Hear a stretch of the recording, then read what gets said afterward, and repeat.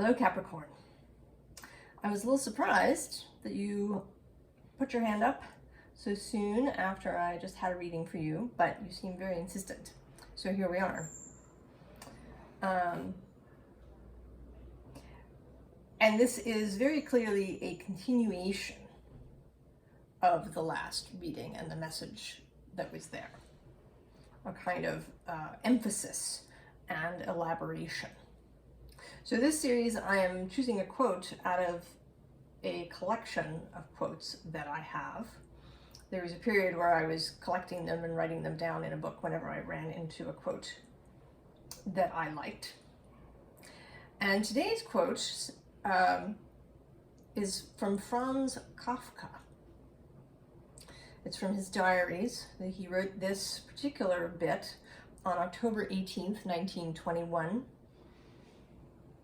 And it won't sound like Kafka. If you know anything about Kafka, the feeling is that things are, right? If something is Kafka-esque, it's bizarre or dark. You know, man waking up as a giant cockroach. Kafka was not a Capricorn, but he was a Cancer. And I think that has a bearing here for you. But also, when I looked the quote up just to make sure that I had it right, I discovered that the quote that I'd written down was incomplete, and that the full quote is better. So the full quote: "It is entirely conceivable that life's splendor forever lies in wait about each one of us in all its fullness, but veiled from our view, deep down, invisible, far off. It is there, though, not hostile, not reluctant, not deaf. If you summon it by the right word, by its right name, it will come. This is the essence of magic, which does not create, but summons." So in the last reading, we talked about how everything was for you, right? It's all for you, Capricorn. Though you may feel life as very burdensome, and perhaps that's why this is coming in so clearly, that whoever is coming to see this is feeling extra burdened by life and needs to be uplifted. And we begin with this giveaway card. And it is, she's giving something away. She's giving it up, kind of to the cosmos, to the divine. But it's kind of ecstatic, right? She's not reluctant in her giving. There's all this light and air in this card. And I think you are being encouraged to allow yourself to lighten your own load.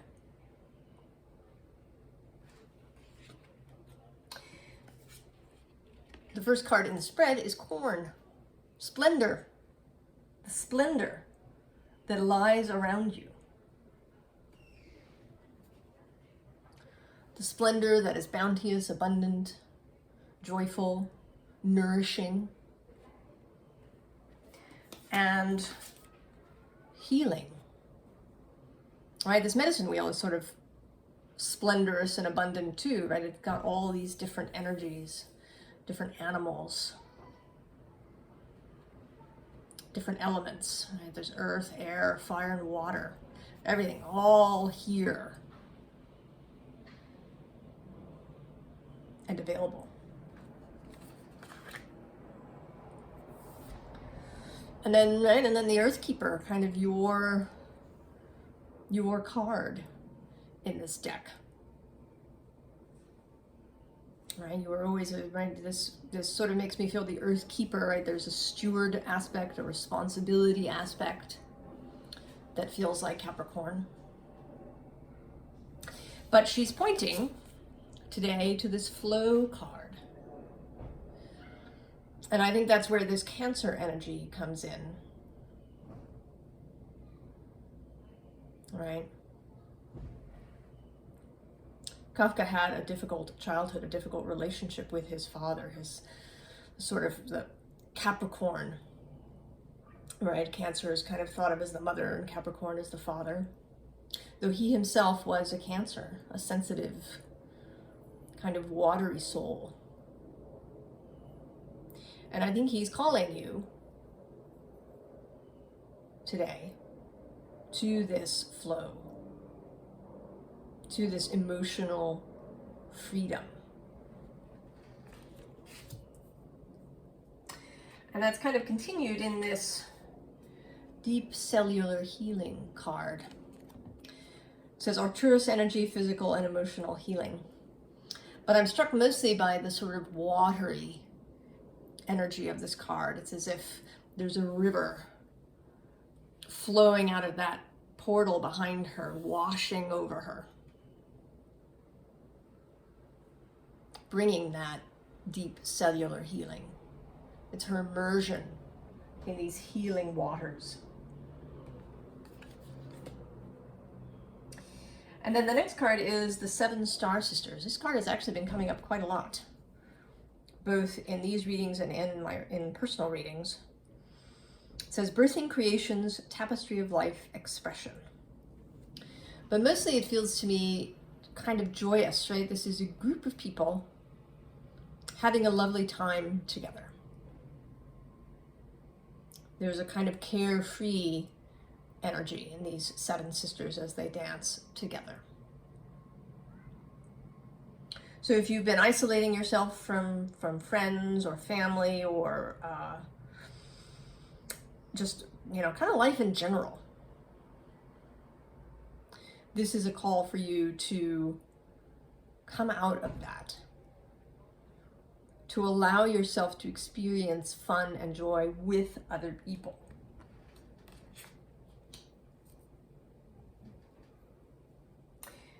Now, this card, both actually of these cards, right? Somebody, in this case, she's about to enter through this portal. It says, doors are opening, you decide, rewards, wild card. You seem a little hesitant here, Capricorn. A little hesitant, right? You've put one foot forward, but you're not quite ready to lift that back foot off and step through the portal. And here too, right, this mirror that you're gazing into, there's a kind of hesitation to look. And I don't know if maybe you're feeling cynical, Capricorn, right? That nothing good can possibly be on the other side of this portal, that looking at things just brings trouble.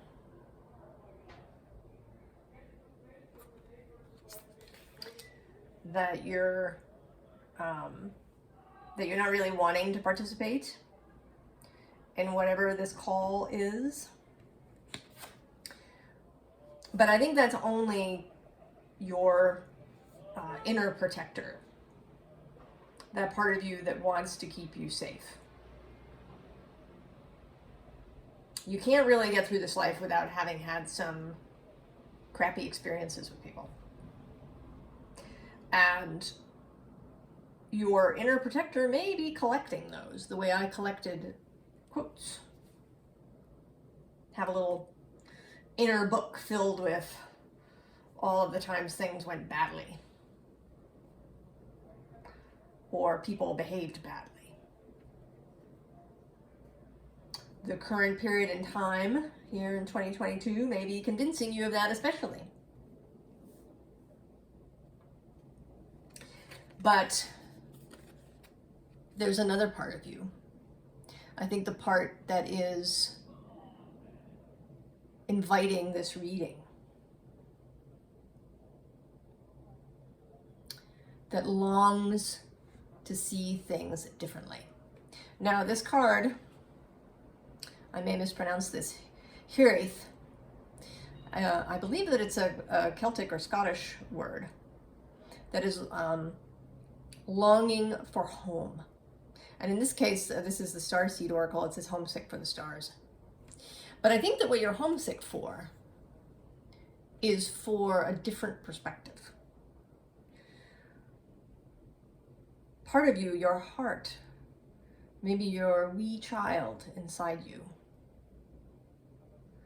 longs to see beauty everywhere they go. Longs to see with a loving eye. That's what you're homesick for, not the stars, but a view of the world that you may have had when you were little.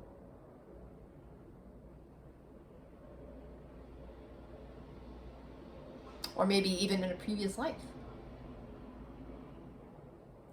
Because not all of us had lovely childhoods. Sometimes things went wrong right out of the gate. But there is a part of you carried in your very humanity and in your eternal self that knows this beauty and longs to see it, longs for you to look for it on a regular basis, Capricorn, longs to call to it,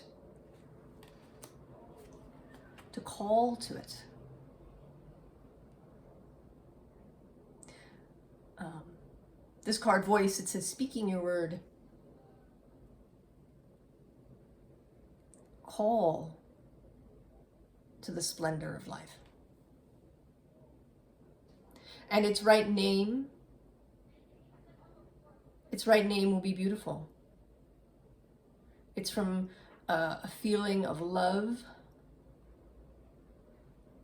a feeling of openness, a willingness to vulnerability that will give you the knowing of the right name to speak. Now, when you do this, change is going to come. And change can be frightening, even to a cardinal sign. Especially in the moment we've experienced a lot of change. And in that book of troubles that maybe you've been keeping, there may be lots of places where things changed and it wasn't so hot.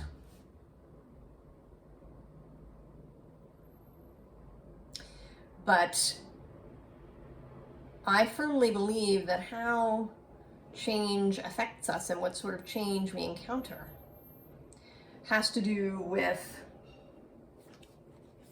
what name we are calling. Are you usually reading to yourself from that book of troubles? Is that what you were summoning? The magic you were doing? If so, then probably this change ain't gonna be so nice when it comes. But if you move from a place of love, from a place of knowing that the universe is filled with beauty and that it's all for you, then this change can be just beautiful, right? I mean, really, in this wind, there isn't anything here that's being destroyed, right? This is not like a tornado that's come through and blown everything up. I mean, things are moving. There's a train moving on the tracks. There's a house. There's trees. And it's shifting, but it's not being blown up or destroyed. It's just shifting.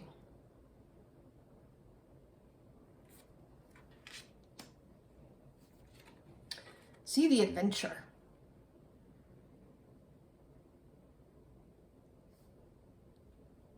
See the adventure that calls to you. think of change as an adventure, not as something to be feared or avoided.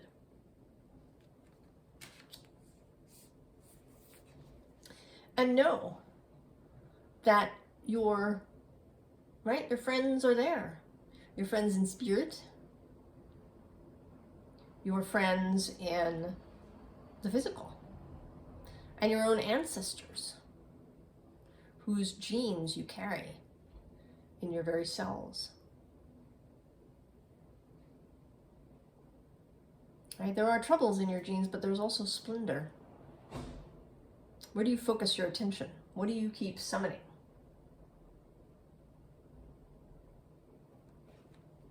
Now, another interesting thing about this reading is that it's almost entirely oracle cards. Now, I read sort of intuitively, often not taking the exact meaning of the card, but whatever image is there, right? Whatever that evokes in me, right? I kind of get a little story. But tarot is systemized. Even really modern interpretations of tarot, where things are, not swords, pentacles, but air and earth, or feathers and crystals, as some decks have different names for these elemental symbols. So tarot, even in its more modern interpretation, is still systemized, right? There's the minor arcana, then there's the court cards, and then there's the major arcana. Whereas oracle cards don't have to follow any system at all. Some have numbers, right? These cards are numbered, but the Starseed Oracle cards are not. There can be any number. There can be, 36 or 44, or I have one deck that has more than 80 cards as an oracle. So there's only one, or I suppose two, if you count the underlying tarot cards that came out in your reading. And I feel like this is sort of important too. That although Capricorn, one of your strengths, one of your beauties, is your ability to be, to take care of systems, right? To be somebody who can really keep a system going, or who can conceive of a new system, ways of doing things so that you don't have to reinvent the wheel all the time. But I think you're being called, Capricorn, to set some of that aside. That you've been a little dug in to that earth, mountain goat, capable, together, organized aspect of yourself. And that you need to turn focus, or maybe give the wheel of your traveling vehicle over to the sea goat mystical aspect of Capricorn. Borrow some water from across the zodiac from Cancer.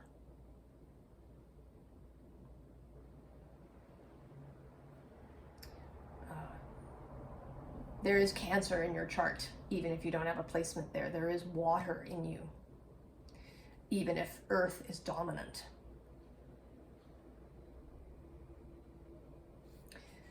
And I'm actually particularly drawn to that because this tarot card is Temperance. And to temper something, there's a couple of meanings to the word temper, but one of the meanings is to dilute, right?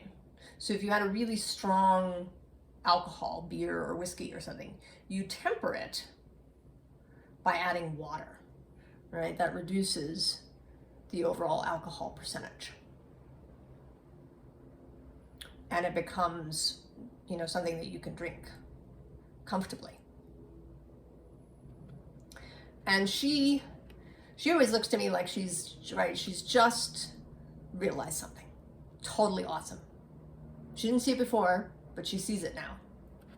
It was right there in front of her, and oh my God, I see it now. I see it totally. And there's also this cyclical nature here of the moon cycle, and that also evokes Cancer to me, who is ruled by the moon. The Cancer full moon happens during Capricorn season. Your light reflected by the Cancer moon.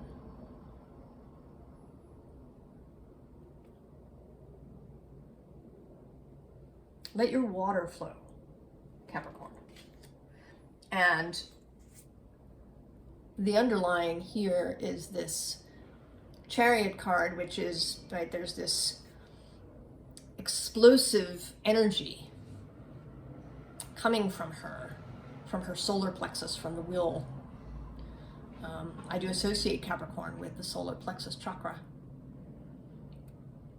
But this is an ecstatic image. And it's kind of confirmed for me too by this Lover's card underneath. Not so much for its meaning of choices or love or anything, but for the splendor of it, right? It's like she's shooting these rays out and flowers are there. There's these flowers and angel wings happening.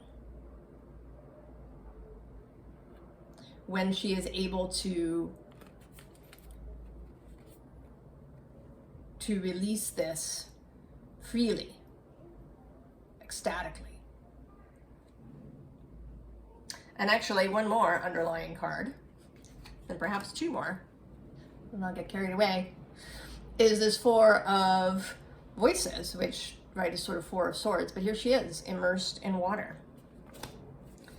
And then there's the Magician. And this is, right, there's this creation that's flowing through the Magus. And then the Knight of Cups. The flow of creation, Capricorn, is what you're being invited into. So I'm going to close by reading this quote again. It is entirely conceivable that life's splendor forever lies in wait about each one of us in all its fullness, but veiled from our view, deep down, invisible, far off. It is there, though, not hostile, not reluctant, not deaf. If you summon it by the right word, by its right name, it will come. This is the essence of magic, which does not create, but summons. I wish you magic and flow, Capricorn. I will see you next time. So long.